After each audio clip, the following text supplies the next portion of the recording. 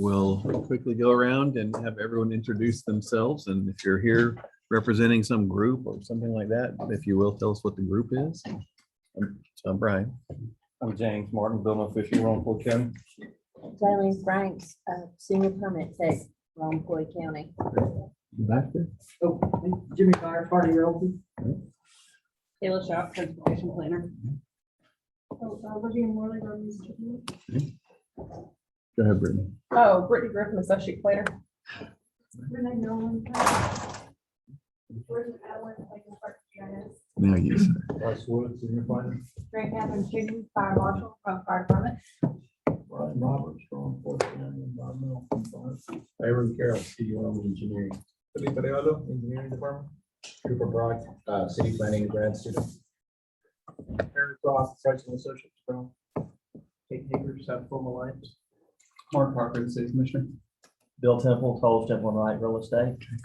Way back there. Sheila Shaw, resident, citizen. Great. Lisa Kendrick, Rome Floyd County Development Authority. Okay. Becky Fox, City Development. Bob Grigsby, Force Down. It is Rome Floyd County Development Authority. Ani Leslie, DDA Director. Meredith Ulmer, Assistant City Manager, City of Rome. Regina Brown, Nolan, running for City Commissioner, Ward 2. Great. Sorry. It's okay. Go ahead. But everybody hear her? Yes. Okay, I'm Ann Pullen. I live downtown and on property downtown. Okay. John Masters, Bruce and Smallwood. Jeannie Krieger with the Rome Floyd Chamber of Commerce. Chris Jenkins, Public Works Director, City of Rome. Floyd County Special Projects. I'm Julie Smith, Shred Rome Floyd. Claire Morris with Town Planning and Urban Design Collaborative. All right. So if you're a first timer to one of these meetings, it's a free form conversation. Trying to pick your brains and learn. Oh, and you, sir, with the sunglasses. Good morning, Sammy Ridge, city manager. There you go. Trying to learn a little bit about what y'all's thoughts are, direction, and just, we're not from around here.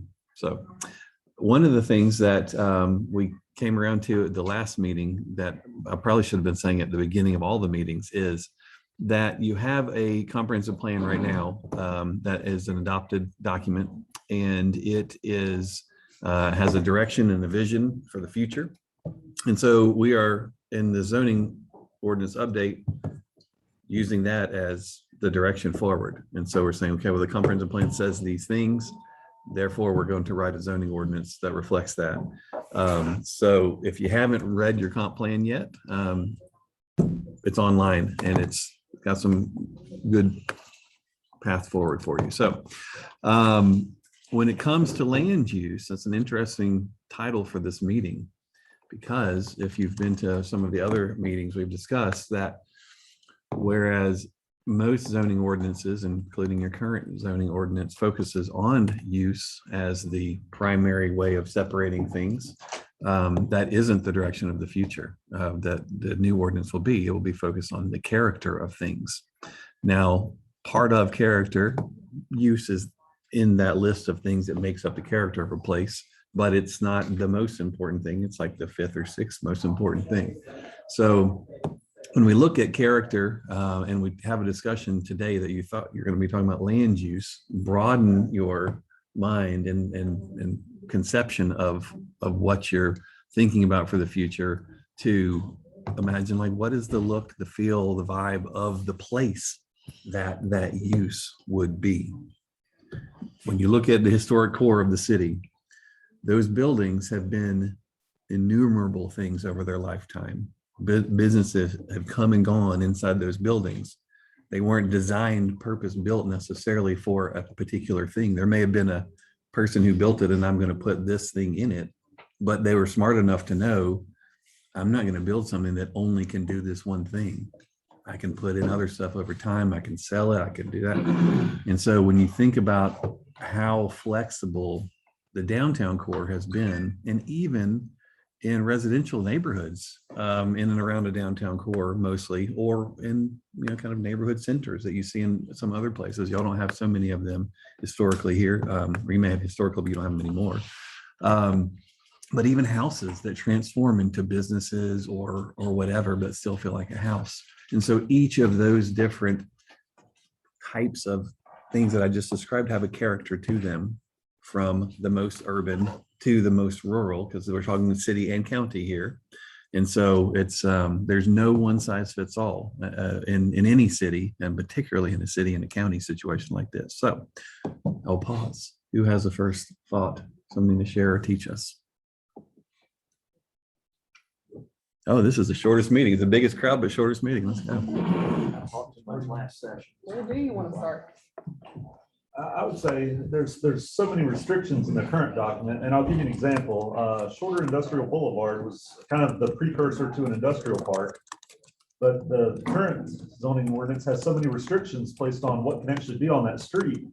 For instance, auto repair or welding shop can't be within so many feet. I think it's 300 feet of residential.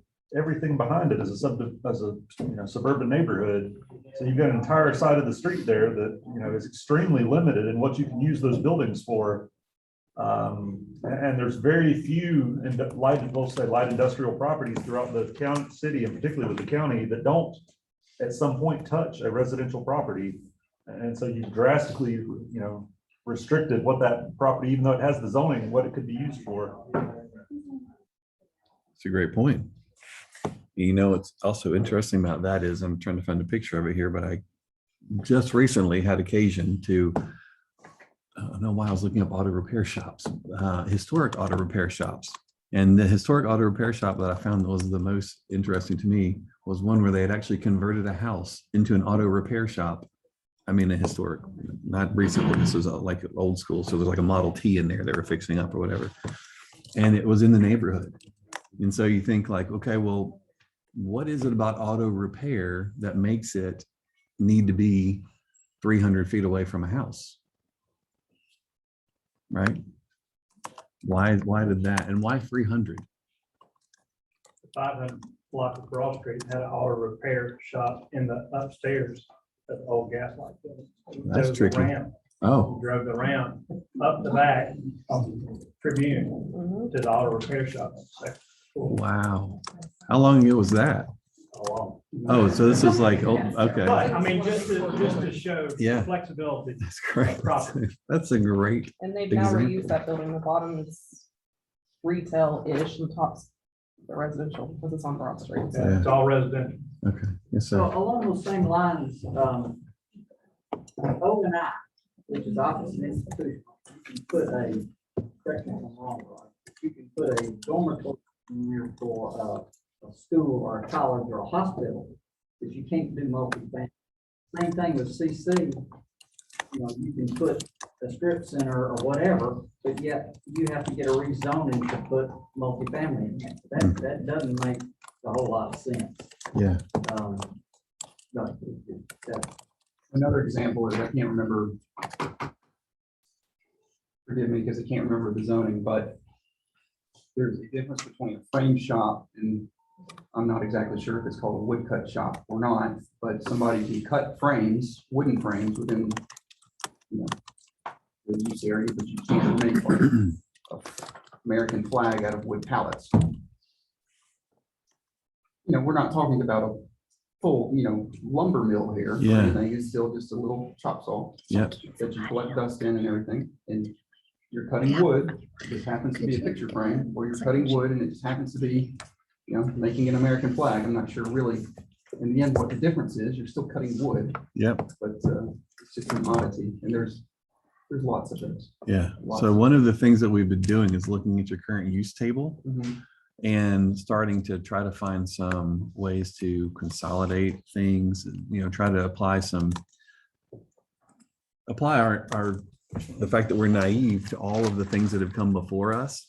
And we can look at it with fresh eyes, and we don't know that there was an auto repair shop that was 299 feet away from some house, in the 1980s, and there was a big problem with it. And so they made a new rule that says not more than 300 feet. And so we can go like, well, that doesn't seem to make sense. So maybe we can do something different with that. So hopefully we'll have a lot of that kind of cleanup. But the biggest thing that we find is that just happens over and over and over. And really, when you look at a use table, you'll be hard pressed to find anybody who can tell you why any of the uses are what they are and why they're set up in this area, that area. And so what we like to do, what's in fact the most effective and gives the most flexibility and leeway to people to do things with their property, is to break it down by category rather than use. And so it's a use category. So residential could be broad, or like we'll see, I was looking at one, you'll probably have one of these where you can't have club membership retail, which is Costco basically. And that somehow is called out and separate. And I said, what the heck's different than that and Walmart? What's different in that and Walmart? Why are they in two different zones? And so some places we work in New England where they're, it'll be shameful and embarrassing for us to have a big box store in our town. I know that sounds like heresy around here, but that's some places are like that. And so they've done stuff like they say retail over so many square feet is, you can't go any bigger than this many square feet or whatever. And so it has an impact on what can be built, but it doesn't say retail that does this and retail that does that and retail. Like if something doesn't have an output, be it smell or sound or toxic fumes or whatever, and if it's in a form that is compatible with surrounding buildings, what difference does it make? Right. And so we've talked about increasing standards, having higher expectations for if you're going to have sidewalks and street trees, because we're trying to make a certain character in a place. And there's some associated costs with that. But if you have the ability to do more with your property than you could have previously, then there's starting to be kind of a good trade-off if you're a developer or something, So we often find that in existing stable residential neighborhoods, there isn't a big desire to expand the range of uses just because people are afraid of it, because it's hard for them to contemplate that neighborhoods used to have a mix of uses in certain areas in the neighborhood. But some places we go now, it's becoming so commonplace. People are saying, you know what, like we want our neighborhood to be walkable, and it would be really great if there was a little coffee shop and a corner store or something in our neighborhood at this logical location. And they're asking for the uses to be expanded in their neighborhood. So that's new. That's kind of going back to the way neighborhoods used to be. So any of that sound like crazy, or does it make sense? Or okay, I see some head nods. That's good. Makes sense.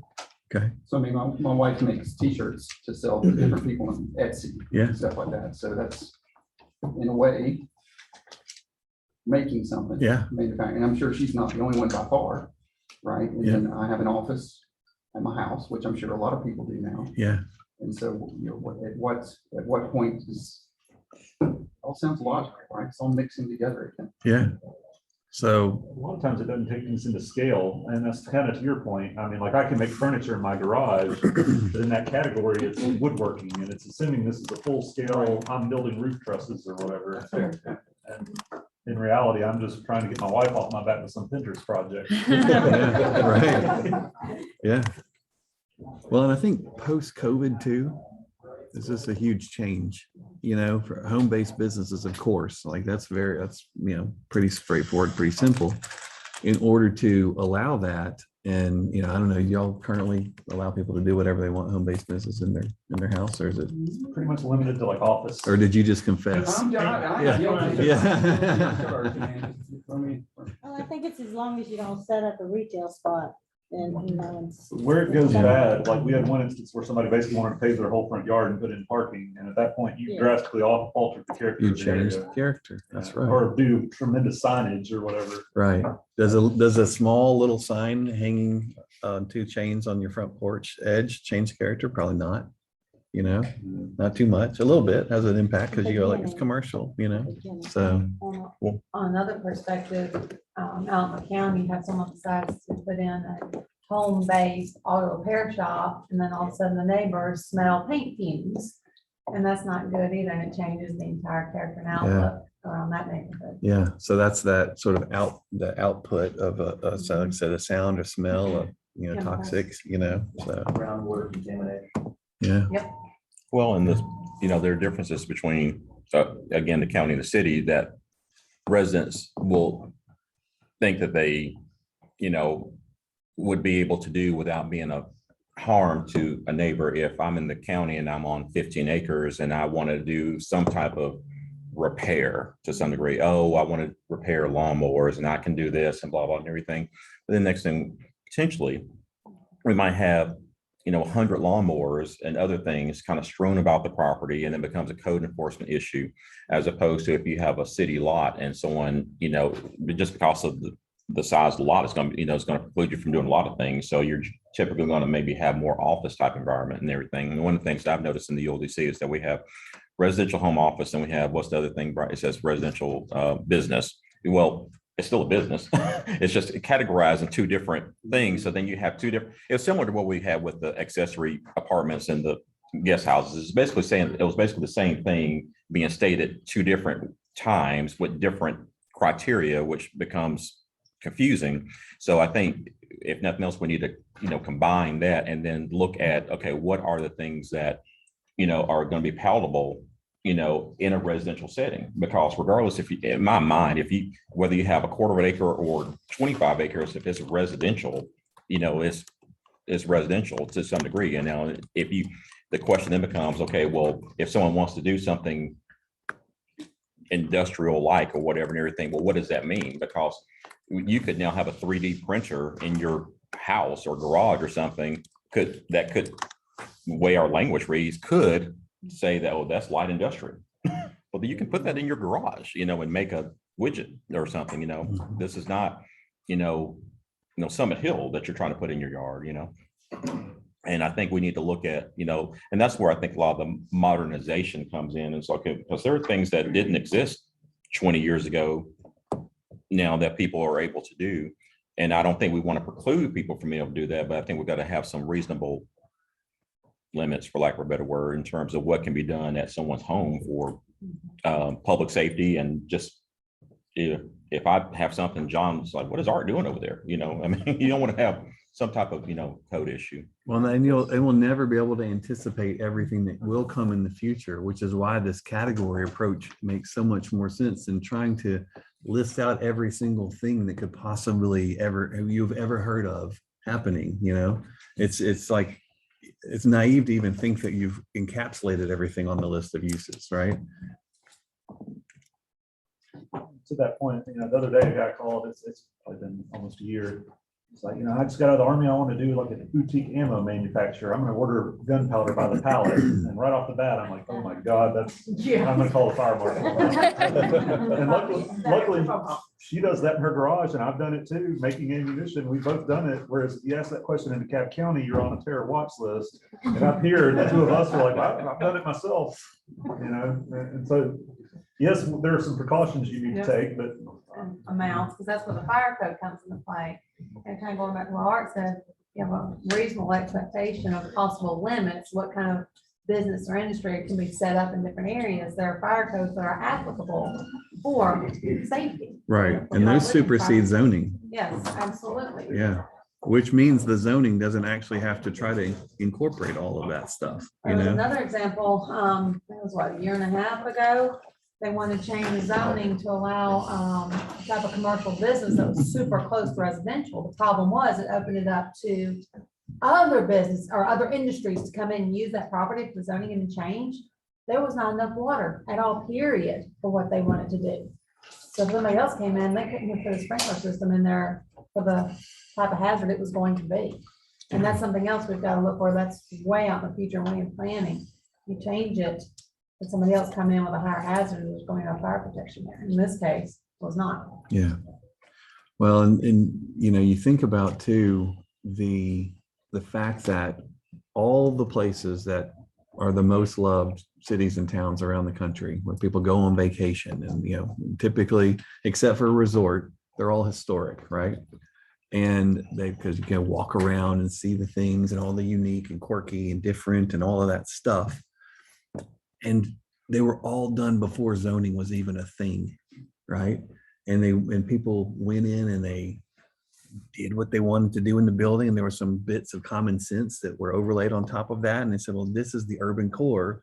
And at a certain point, we've now transitioned into residential, and certain things can go in residential. And I don't know if they just like, if they're old enough where they would just duel or something, if they didn't like what was happening next to them. Like, somehow they sorted it out in an amazing and wonderful way that makes us still want to go to these places.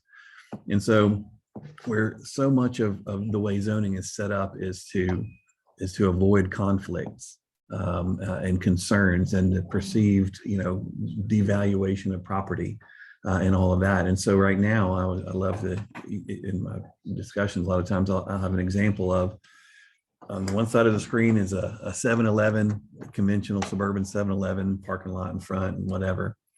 On the other side of the screen is this little corner store with, somebody lives above, and it's in the midst of this great neighborhood and all that.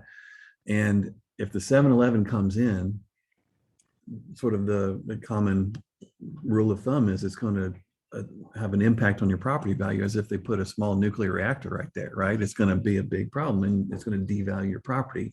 Whereas on the right-hand side, that convenience store, the corner store with somebody living above and designed in a way, and the parking's in the rear and all that stuff, the houses and row houses, things that are next to it are more valuable than those farther down the street, because it's an amenity.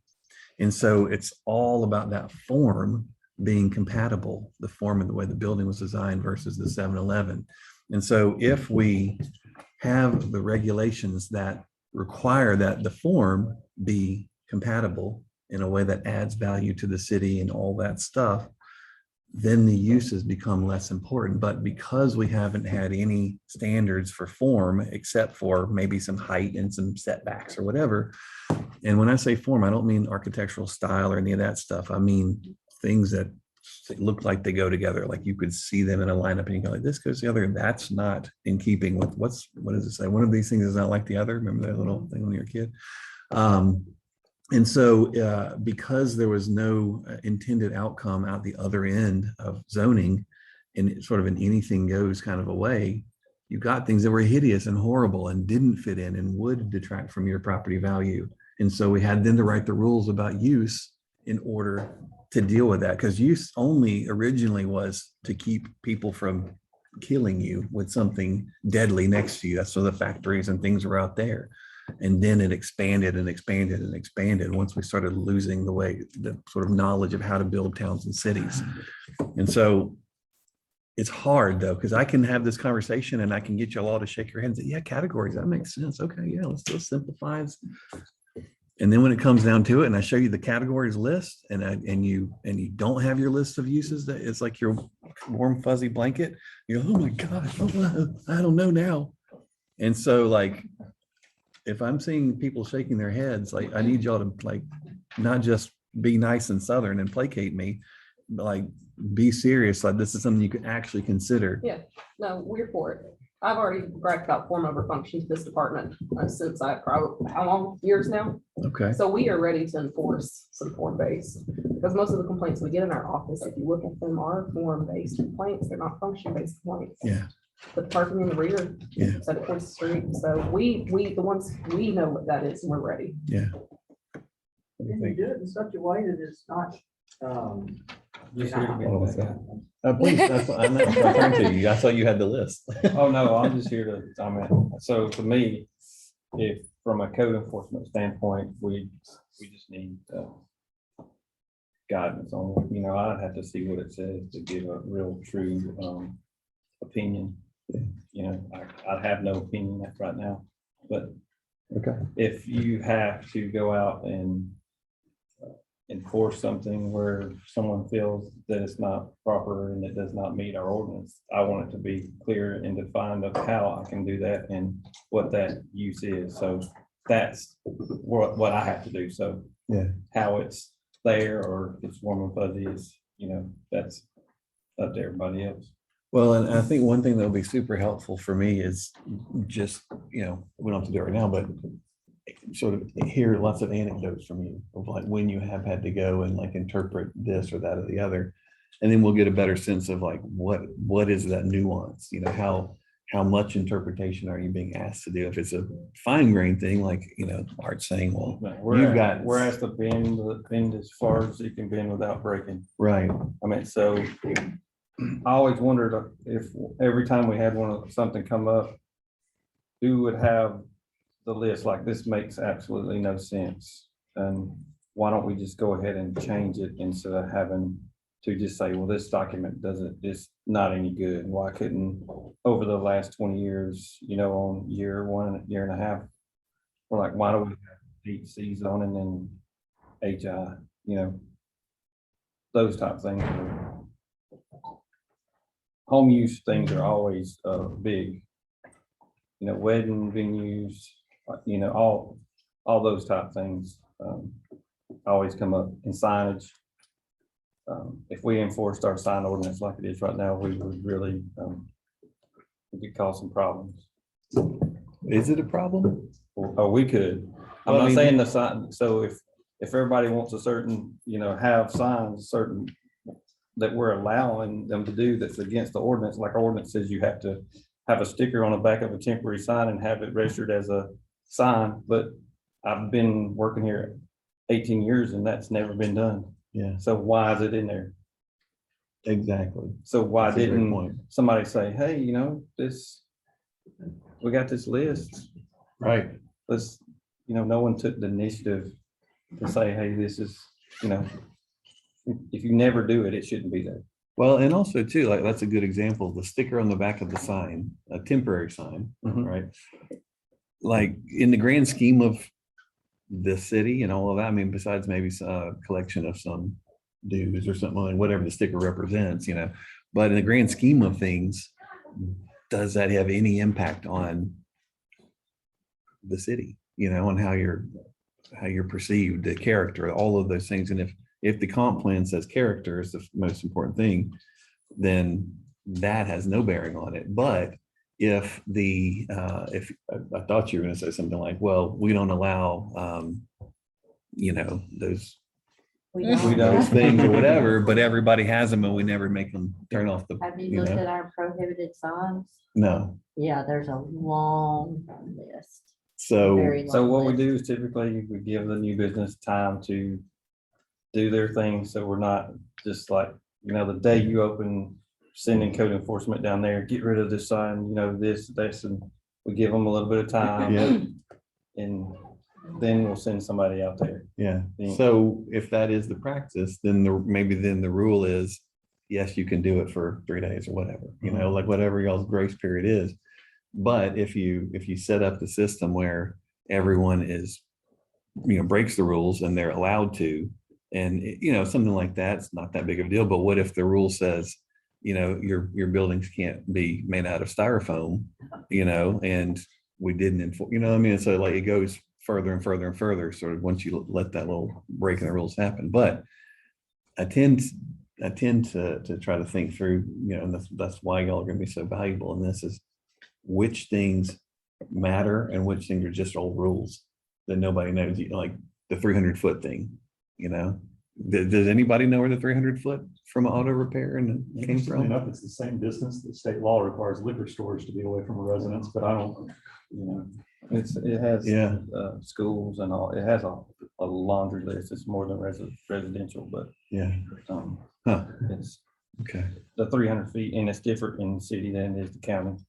So it just makes everything more complex. That's a great segue. Yeah. City and the county. So,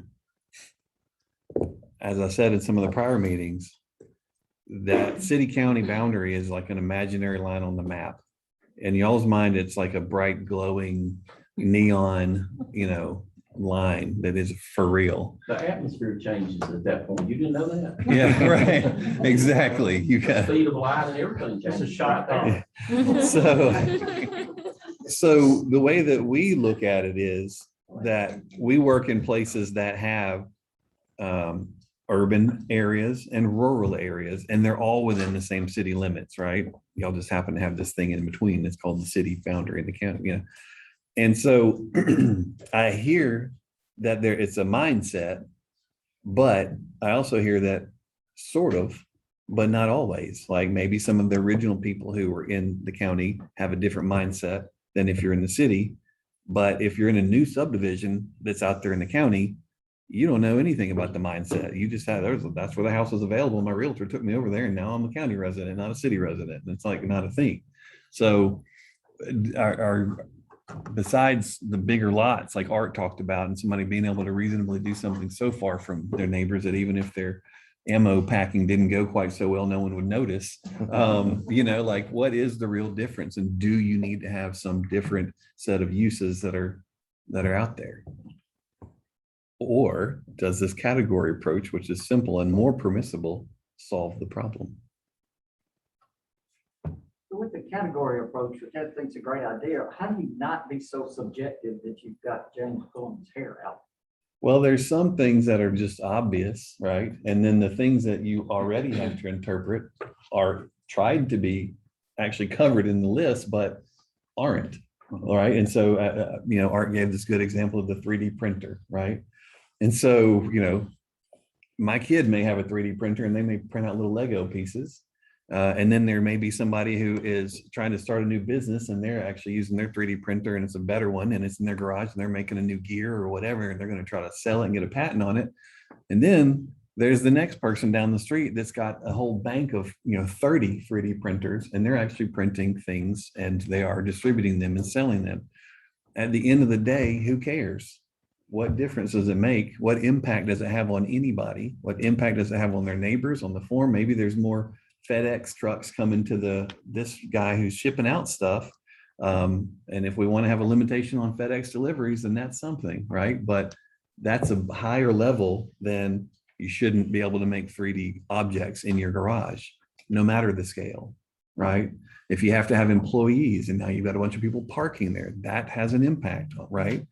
But now if you've got a big family and you like them and they all come over every day anyway, and you had many people parking in there from other your family members as you have in a small business, does it really matter? Or is it just a thing that we said, here's a rule, by golly, because that was a problem for that one person who came and complained and we had that hearing in 1973, and so we're going to try to figure out like common sense stuff to it as well, but recognizing that you may have some challenges if you are less specific.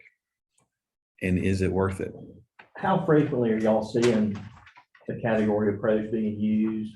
Where, what size communities? Chattanooga does that 100% of.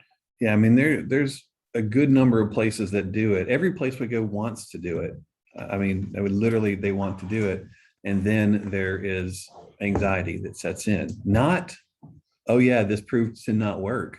It's just, oh my gosh, I don't know if I don't know what to make of this. I don't know. Yeah, it's The different. most popular thing now, because it's form-based and smart code are the only things they're teaching in the master's level planning right now. We just completed the form-based classes, which is what he's talking about. And they don't even teach Euclidean zoning anymore is what we do. Did Chattanooga do that Yeah. all over? Because it was just, they took areas and did form-based. Yeah, code. they've actually, if you look up their code right now, they've got a future to be adopted list. Okay. And they're incorporated, it's going to be the entire county along with Gainesville, Florida's done it, Knoxville, Nashville's done it.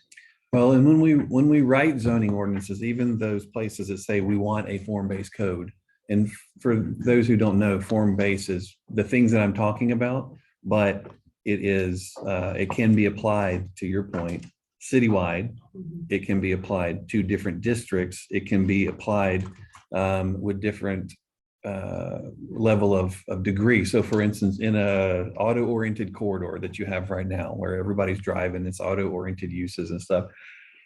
Like you may not be trying to transform that into this cute little walkable place or whatever, because you got to have some of these places, right? And but it doesn't have to be a horrendous, hideous experience for when you get there, and you can people driving down your corridor go like, oh wow, yeah, this is different. This is nice, but it's not perfect. It's not cute downtown, right? And so there's a bunch of different ways you can do it. But even in places where they say we want a pure form-based code, character-based code, we rarely find that people are willing to get past this anxiety and fully go with the category approach. And that's why I'm pressing this so much. I don't want to go through the headache of doing this, and then you guys like get weak kneed about it at the end. If you Right. want some places to visit that are not Chattanooga, that are new, so all the new cities popping up in Georgia are form-based or smart code. Johns Creek, Etowah, is it Etowah Watch? Peachtree City, most of those new cities that have popped up in the last 10 or so years have been solely form-based because they've been able to do that from the beginning. So Johns Creek is a really good one to go look at. I'm guessing most of you can be familiar with that area.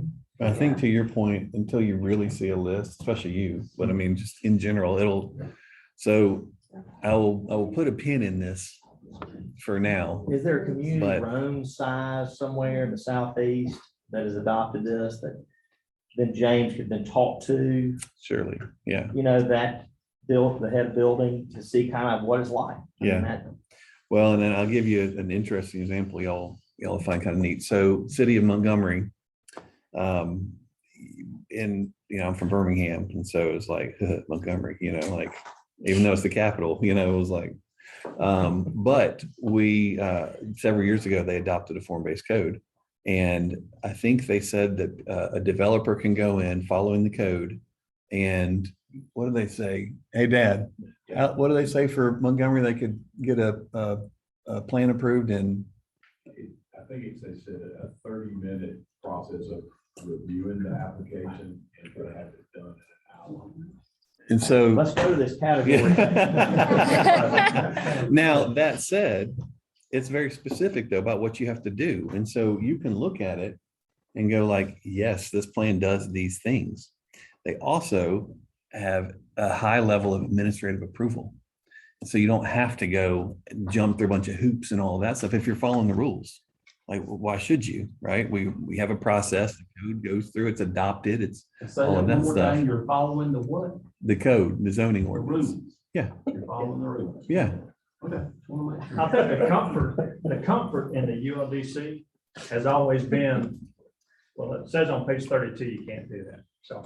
Yeah. And all of a End of sudden, story. yeah, and you can just be done with it. Well, on page 64, we allow that, so take off, next thing you know, it's like, how'd that happen? Well, Mhm. it says right there on page 64, we allow that. Yeah. So I think the comfort in our ULDC has been that I don't make that decision. It's right there. Absolutely. And I think that it ought to continue on in that way, right? Because whoever, even if you're a rock star, like at some point you may not want to work the rest of your life, right? And so you may retire, and then And he there's may another not, person yeah, that comes may not in, be right. right? And so it can't just be up to the whims of whomever's in that role. So it has to be specific enough so that you can look at it just like you do now and say like yes and no, that it follows those rules. But the biggest problem that you see, the reason why there's so much pressure on a zoning ordinance, and particularly the use table, is because the zoning ordinance allows stuff to be built, not just yours, but all across the country, that nobody likes, right? You like the stuff that's in the place because you need to go get it, but you drive down any of your corridors and you're not putting that on a postcard. You're not taking your friends there when they come to visit. You're like, oh, look, check out this. We got this new Hobby Lobby. It's the best Hobby Lobby ever. No, it's not. It's just like the one in the last town I was in, right? And so that's the thing. That's why people care so darn much about stuff. And you've got to get it right. Because if you get it wrong, not only do they hate the way it looks, but they also are now ticked off because it didn't meet this rule or that rule, or there's one less parking space than they needed. And now they've got something to gripe about. And so you take the pressure off of the use by making sure that the form and the character is what the comp plan has said, right? I give an anecdote to that. Please. So imagine you're in your personal residence, and 200 feet away, there is a parking deck, and 300 feet away, there's a church. And then another 60 feet away, there is a large commercial building. You're surrounded by rental homes. And then another 100 feet away, there's a water tower. That's my house on Fifth Avenue. There's a parking deck 250 feet away. The clock tower is a water tower. Right behind me is the Board of Education. 2 houses up is a planning. Another house over is a lawyer, insurance agent, another lawyer, psychiatrist, apartment. church. I mean, all those things I can, if I was better at baseball, I could throw a baseball and hit them. So, you know, it's just, but they all look like they fit. Yeah. Because the parking deck is directly behind all the houses. Right, and the water tower has character. Yeah. Right, we know it as a clock tower. Yeah, that's the key point that Commissioner Cochran just made. And I think one of my thoughts is that sounds great if you have the look and the character that fits. But if you live in ABC subdivision and now. That's everybody. Right. And I think, so I think if that's going to happen, there has to be, and this is Artega speaking, but you know, and let me hear from y'all, and that we're going to have some code requirement that whatever that use is has to be harmonious in terms of the look as it's adjacent to the different uses and everything. And it may not be the panacea for everything, but I don't think we can, I don't know. I don't know if we can have something that is, if you have residential and then you have something that is just, you know, Chick-fil-A, and it's Chick-fil-A right there, and everyone likes Chick-fil-A, but it's like, wait a minute, this looks like Chick-fil-A or whatever. This needs to be some type of, you know, transition or something or whatever. Yeah. Missy's got it. It sounds to me like this approach is gonna make it a lot more subjective in things, and speaking on behalf of industrial, that might be a problem. So I just want to make sure I'm anxious to see what your categories are, because people get very passionate about heavy industrial, whether it's just that title alone makes people passionate about it. So I'm very curious to see what your categories will do with heavy and light industrial zoning. So I'm not sure that in those cases, it needs to be that much more. yeah, so I give you an idea of what a category list might be. Residential, commercial, industrial, right? And there may be a need to distinguish heavy industrial from like artisan industrial or something else. There's a degree. And industrial is one because that people are often the most concerned about. But for instance, in this area here, right? Having makers, people doing cool stuff, doing t-shirts and woodwork and all that stuff, and having it right next to residences and commercial and whatever, like that actually would add to the, you know, character. That industrial element would add to the character here. If it's heavy industrial, probably not. And so, you know, recognizing that even the original zoning, use-based zoning, was intended to separate heavy industrial from other uses, it's something that would typically still, you know, get its own treatment, if you will. So there wouldn't be, you wouldn't have to be kind of making the case for this or that, you know, it'd be clear. Some of these things would be more clear, but it's not that's a great distinction you've made. I'm oversimplifying it to get to the highest level and have you all kind of wrap your minds around it. But to James's point, I'll have to see the list to be able to really understand it. So thank you. You're still going to have a use list, each character defining area. Yeah, so you have a list, here's the different character zones, subjective and here's at a all. list of uses, and they're what's appropriate, you know, in that, but the use list is much shorter and much more category based. And you'll find heavy industrial, like the classic industrial park. Come here, we've got 10 million employees, probably in the rural area or in urban growth area. Yeah. So it's the exact same thing as we have now, it's just with a prettier bow. So it really isn't subjective if you know what you're talking about. Right. We don't see it as subjective. Would the new document lay out or define somewhat character? Because I'm hearing a lot of that. Yep. You're talking about character with a water tower. It could be character with a cell phone tower. When you have a lot of people presenting projects that maybe don't understand character, or maybe even some of the people making decisions that don't understand character, how can you legislate character? The zones are character zones. So the colors on the map will represent this character. So let's say character district, you know, 5 would be downtown, and that has, you know, these building types that are appropriate in that. Parking is in this general location on a lot. you have, height and setback restrictions and stuff as well. So that, and it's clearly defined and illustrated too. So see the What character about district five. aesthetics? Aesthetics, it's something we were talking about in a meeting yesterday, trying to figure out how far you all are able to, willing to, and, kind of want Because to to me, that's a go. lot of what we're talking about without saying it When is, they say character, they're not talking quintessential character. They're using character in replace for transect zones with transect zonings. That's why transect. So it's not as much- It's not architectural style Don't we're think talking about. character, It's just the No, term they're using. It's a transect zone. Okay. So look at form-based code transect zones. It'll give you a pretty little layout. T5 through R, what is it? What's the other one? T1. T1 through T1 through T5, five. 6. We'll So go it's over this in the transect closing character. presentation also. But it's So not actually character. right. It's just the word they chose to use. So you can have multifamily. Transect on commercial. zones. If you got this zone here, then multifamily or residential, there'd be more flexibility. exactly. So you could, if you conform to their character, use the word Right. character, you could build apartments in this zone and not be, okay, it's CC, you can't build apartment, or O&I, you can't build an apartment. Right. So you also, the character, so would not be an apartment complex, right? And so it would be something that because you got a lot of density there, right? You're not trying to be off in the suburbs when you're in an apartment. So you make it a place that feels like a place, right? And so you have this character and you could have mixed use there. So if you've got all these people, why not have some convenience commercial that's associated with it?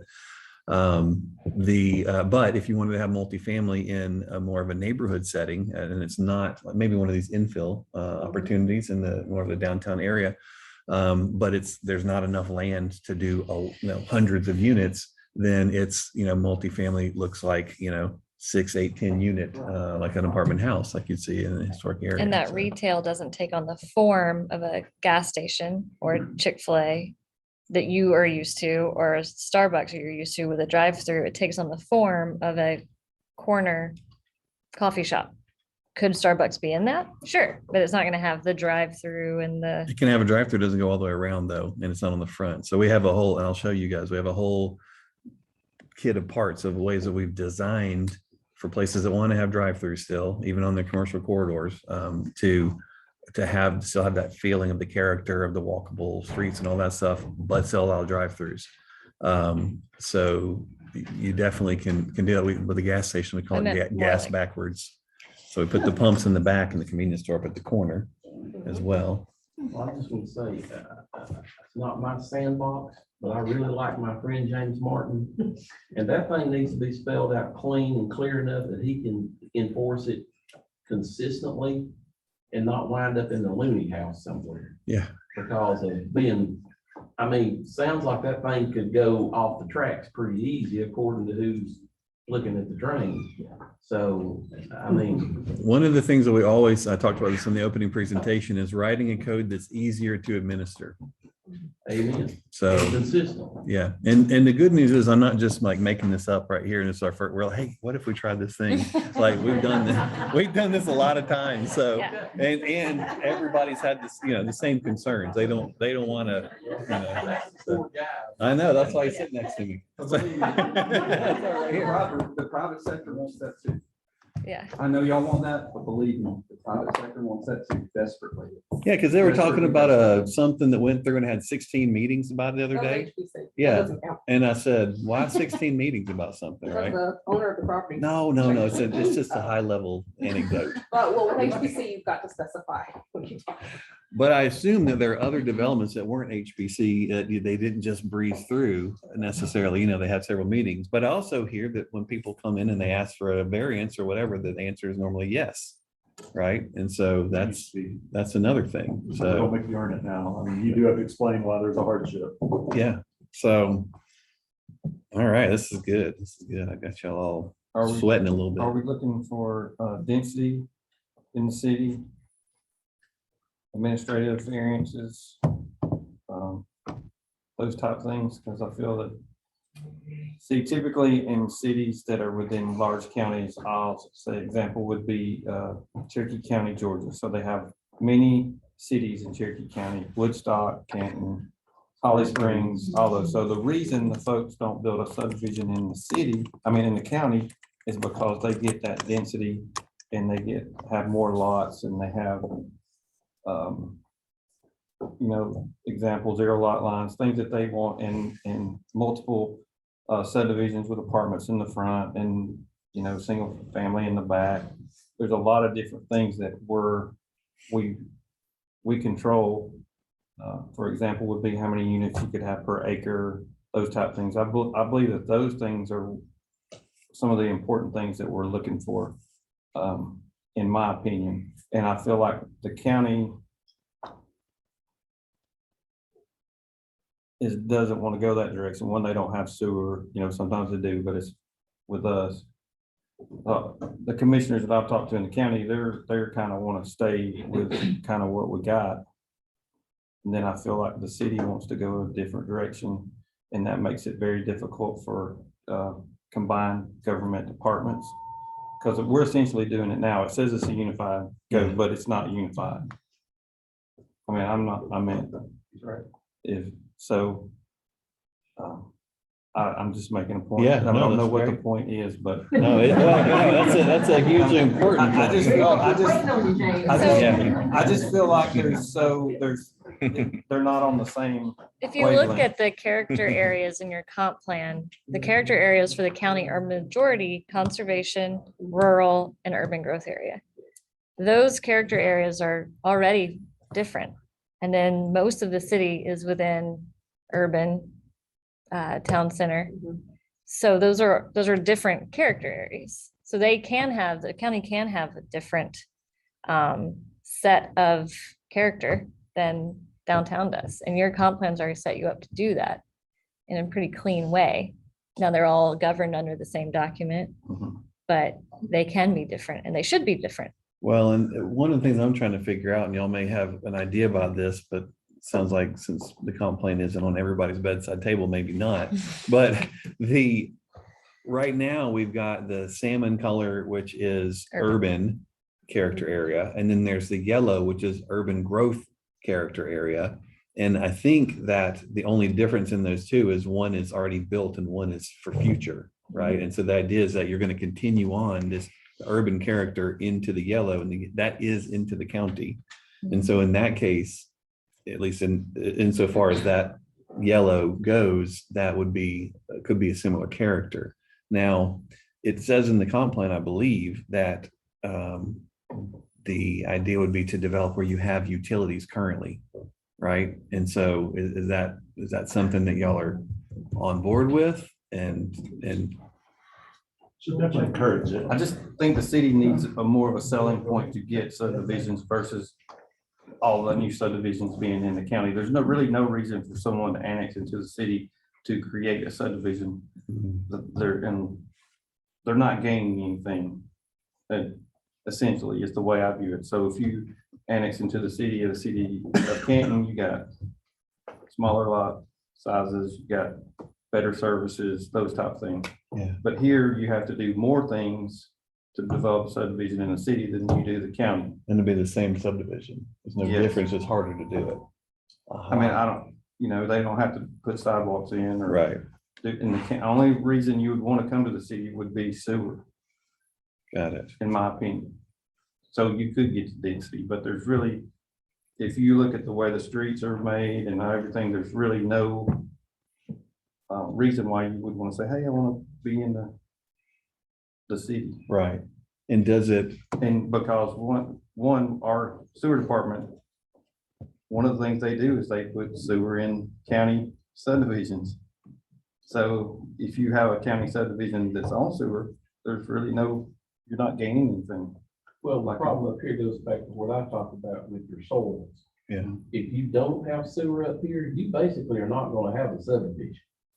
Would that be pretty true? It's hard to find, yeah. It's There hard might to be a find. few high spots around where you can do it, but generally speaking, because of our poor soil conditions, you have got to get sanitary sewer to it to have any kind of density That's why I say, of whatsoever. course, you have no density. if you don't.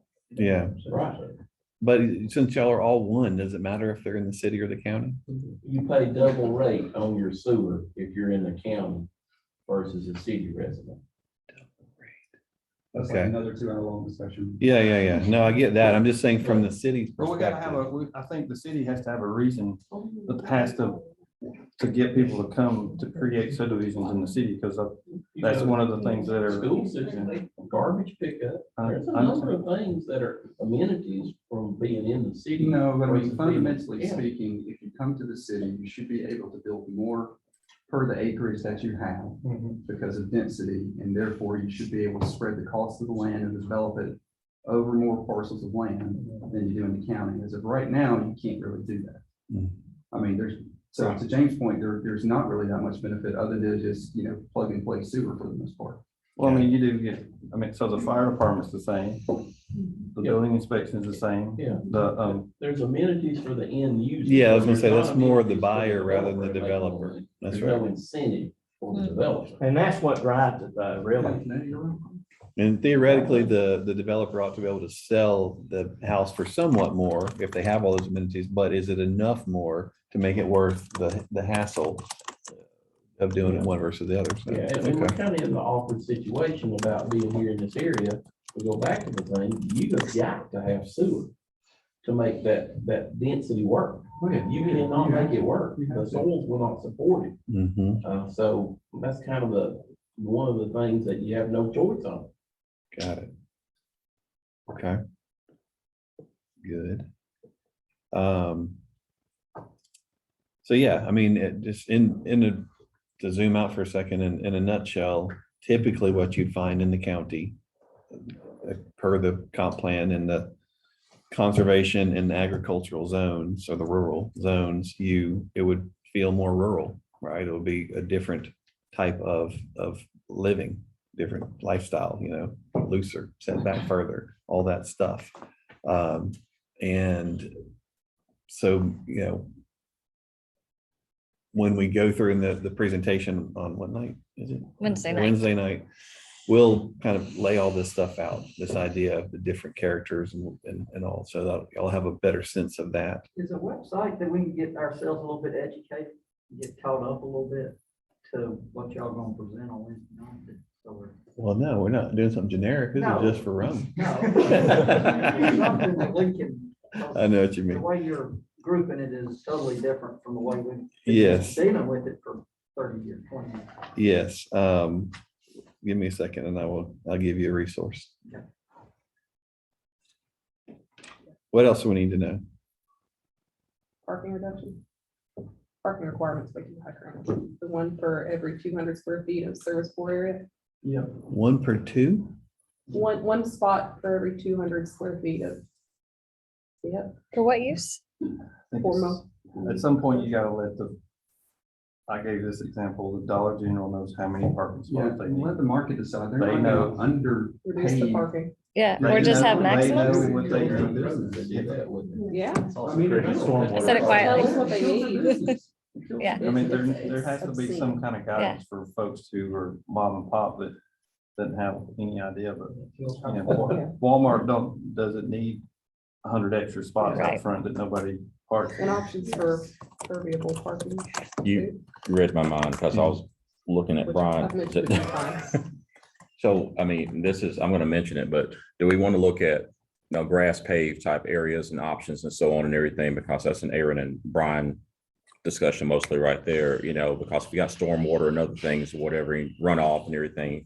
Is it a problem for us to look at having the option of grass paved type things? And where I've seen it in different parts here in the country, other places, I can't remember exactly where, but I remember I was at a McDonald's in Italy 3 years ago, and we pulled into and don't judge me for eating at McDonald's, it was a long day. It was a long day. So anyway, so we got there and everything, and this grass paved, and it was kind of hatched concrete. I'm not sure exactly what it was, but it was what was it? They're hex pavers. Yeah, there you go. And it was just that and grass, and then we, Do you want to talk? it's like, oh, okay, and I made a mental note, not those types of things, but typically we have asphalt or concrete or whatever and everything, which, with the runoff and so on and everything. Well, Yes. that, as far as water quality treatment and those sorts of things, we're kind of under, a delegation agreement to mature that. As far as encouraging low impact Development. techniques. Mhm. But it's sort of all integral, just like the future land use map. Those,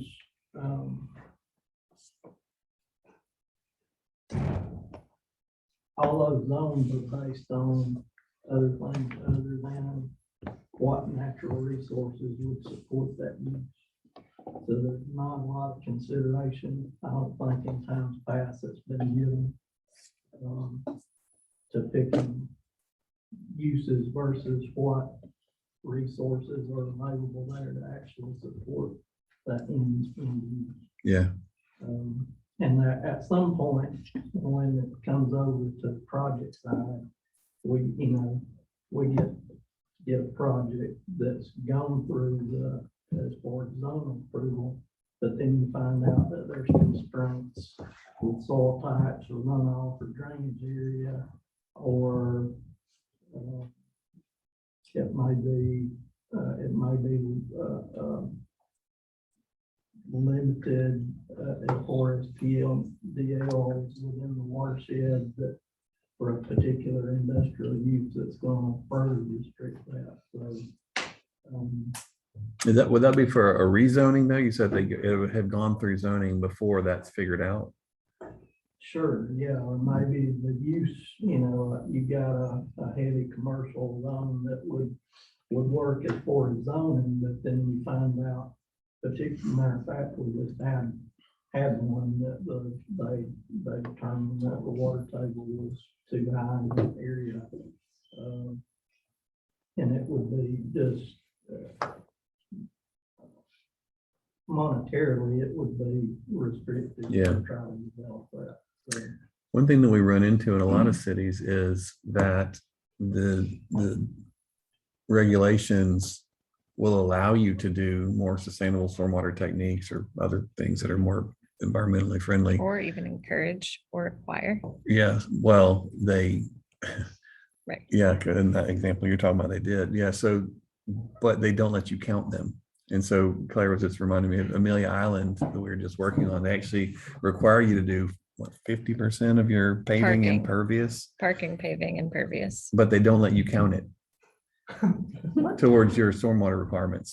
Because they didn't have anyone to review it and see if it was actually working. Like you might not sweep it correctly or vacuum or whatever. And so we're not going to let you and count it. that maintenance and Right. that all becomes issues that there's cost involved. Exactly. Just as well as, and that's part of what we do during the review process, because we have a laundry list of techniques and measures that's available, but they're gonna be, we can just go ahead and everybody knows that it's gonna be an increased development cost to utilize that.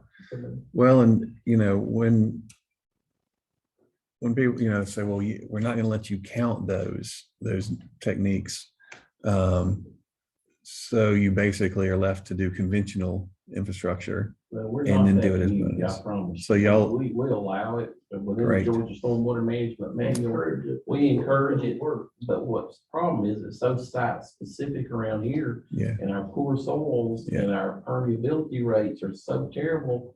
Kind of goes back to the thing, if you don't have sanitary sewer, you're not gonna have the density. Well, it's the same thing with many of these stormwater items that they're trying to implement. It's a great idea, but fact is, there's certain places it just won't work. Yeah.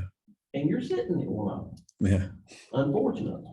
Not We the do. whole city though. Not the whole county. city, no, not the whole city, but a lion's share of it. Well, It's just, I mean, you go anywhere in Garden Lakes, you can dig a hole 16 inches deep and come back in 20 minutes and it'll be 8 inches full of water. Wow. So you've got to have 2 foot separation between high water level and the bottom of all these things. So yeah, we can force them to do it, but the first thing we just did, we raised the site by 4 feet. Mhm. So that Mhm. developer has had to haul Exactly. in 4 feet to make this crazy rule work. We don't do that. Right. Yeah. We're not gonna do that. We recognize it won't work, so let's do something different. And we also had to We cut kinda down have all the some trees to common do it sense, too. Believe it or not. Yeah. What about y'all? Do y'all have some good tree preservation standards here, tree conservation requirements? There is, but they're not really that uniform, like they don't extend to single family properties. They're mostly geared for commercial, and actually industrial site. So, That's so interesting. That's the opposite of what most cities are. I think what you're gonna find here is a gradation of tolerance for regulation. You start in the urban core, people are used to lots of may I's.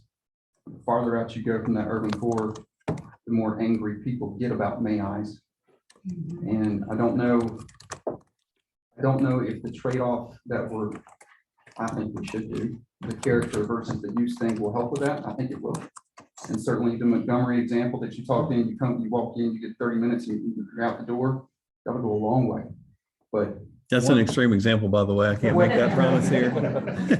better than 3 months. So, but what I'm saying is, the farther you get out of the city, I don't know what the tolerance for that will be, which is part of the issue that we have where, you're right, it's an imaginary line. But like I said, Saturday, wars have been fought over imaginary lines. And so it's, I don't know. It's well defined. I don't know what, I can't speak for the county, I don't know, they might tell me, but I don't know. Well, they're currently zoning in the county. Yeah. So people are already being told what to do. The tolerance is low though. He is dead on this. The tolerance is low. Anything subjective. I mean, it's an imaginary line, but I promise you, about 5 minutes in the conversation, you know what side of it you're on. Well, so back to the first point that I made about this though, are we talking about people who've lived in the county for generations or before the zoning, let's call that BZ, before zoning? Got their land there in the land grant. Right, so that's different than a developer who's eyeballing somebody's property and gonna buy it, and now they're gonna go this and that and the other. Like, it's a totally different story, right? So, I mean, you can't say, well, how long have you lived here? And all right, well, you're gonna go through this process of review, but there has to be some way of thinking through it. So, yes, sir. I just want to comment, I'm Bill Wright from the coding team. One of the primary things we try to do in codes when we come in and work on is to get rid of subjectivity. I've heard several times all around the table, people keep talking about, oh, if it's character, then it must be subjective. Those are two things do not have to go together. Right. Everything we're trying to do is to make an objective standard so you know what you have to do. There's not a bunch of, arguing and moaning about it. It really is go down the checklist and you comply or you didn't comply. There are a few things out there that require some special look. Stormwater being one of them. It's pretty hard to come up with an absolute rule on stormwater. You have to count on somebody that knows what they're doing to kind of balance all those interests. But when we're talking about the typical zoning district standards, they're going to be objective unless it cannot be written in an objective way. And that may be a couple of them, but there's not many of them. Yeah, that's a great point. So he's a land use attorney. And so he sees zoning as a law, the regulations for what you can do. And if it is subjective, then it ought not be in the zoning is typically his approach. So I know it's hard to wrap your mind around when you're just sort of like hearing of this character thing for the first time. And you think, well, one person's idea of character might be different than another person's. Well, not the way we write it. So you'll see when we get there. Don't worry. That's why I think character with just from working here for the 6 years. When you say character to some of the people in this county and city, it spins their brain the way opposite than what you guys have intended. Yeah, but I mean, any word we pick, if it's not use-based, it's really like that's the mind twister, and also because your comp plan says character, it's like we're following the comp plan. Remember, everybody, that's the tally-ho. All right, so what else? So in the mindset is different from some people, but we already have zoning, and everyone's already being told what they can and can't do. If we're not being subjective and it seems like we're kind of messing with people, then hopefully that's not going to concern people. If we're going to expand what people can do with their property, then hopefully that will be a good thing for everyone's perspective. And if we're making it clear, simple, faster, all of those things, sounds like I'm checking all the boxes of all the things that people are saying are of concern. Now y'all are all going, okay, well, how are we going to get there? We'll get there. We got that. So. We are 15 minutes over. Oh, yeah. So the one thing we won't do is stay on time with these meetings, but any last thoughts? Anybody have any final things that are freaking you out? I think when you redevelop a development that's the same, an example would be Taco Bell. Just say it's married to this piece of property. They want to rebuild a new version of Taco Bell on the same property. I feel like that we run them through the gauntlet, they're wanting to make, have a $1 million investment, and we're going to make them get a variance for parking with the same amount of spots that they had before, or do landscaping, ask for variances for setbacks, landscaping strips, whatever. So I feel like there needs to be some leadway in some redevelopment areas where, example would be, you guys remember when Cookout, so that's an example where they should have been made to do lots of things, but they weren't. So it just seems like there's no consistency over when we make people do that and when we don't. I don't know if that makes any sense at all to anybody, but if you know the different buildings, so our ordinance basically says if you're, 50% of the value, right, gone for 12, all those things restricts people, and it makes them go through more steps, and all they want to do is spend money in our community and make it better, and they're being punished for doing that. I don't know if that makes any sense. No, I know exactly what you mean, and really it's that one's kind of easy because the only thing you have to take into consideration is whether or not what was built there was what you want to continue to be in that way. So there are some areas of the city, and every city we work in, where they want to have some transformation that'll be different. Not just that that's a nicer Taco Bell, but some of these things we talk about transforming it more towards something that focuses less on auto oriented and all of that. And so we have, there's been a lot of corridor plans and codes we've written where they actually have changed the standards and said, okay, well, when you redevelop this property and whatever the standard is, and usually we just go with whatever they're typical, with, as you said, 50% of the value or whatever, then you're going to come into compliance with the new regulations. And the new regulations, one, reduce your parking standards. Yay, right? So they're excited about that. And then two, your parking lot doesn't go in the front of your building now. And so that's a trade-off. So it's something that you have to figure out. Some places are really committed to transforming some areas and other places aren't. And so the only way to accomplish change, though, if you do want to transform something, is to make somebody come into compliance to a new and higher standard that has a different character than a conventional suburban strip highway. So we'll have to look and see what the compliance says. Some of those things are just, it would be different if they had more property and they could do the things that they want to do. But we're basically making them go to the Board of Appeals, and they're going to get approval, but we're making them do that whole step. So they're, a few months behind. Yeah, if y'all are just messing with them, then don't do that, right? If they go and they're going to get approval no matter what, then don't even have the process, right? Just say yes, change the zoning and let them do whatever they want. But the truth of the matter is, those buildings that are on your corridors, and using Taco Bell as an example, were designed at a time when your zoning didn't care. It was like, yeah, we want some of that suburban stuff that every other city has. And so now you've got that. Now they have the amount of property to do something different. They just designed it in a certain way. And so the building is where it is, the parking is where it is, the drive-through circulates like it does.